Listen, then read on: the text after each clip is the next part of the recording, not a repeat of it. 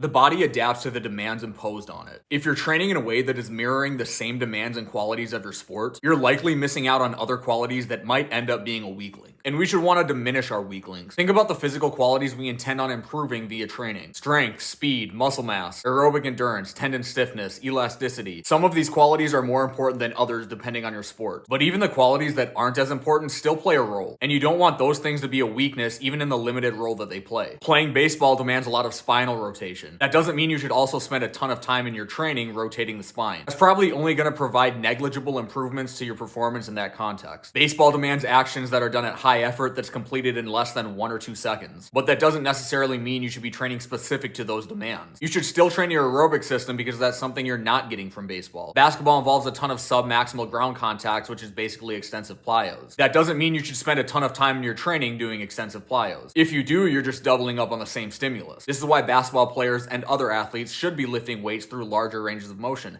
That's something they don't get from sports. Our time and our resources are finite. The more time and effort spent on one thing means less time is spent on another. Being a good athlete and being healthy will always mean being well-rounded. So spend some time training things that the sport isn't giving you. It may not necessarily improve your performance, but you might eliminate some weaklings.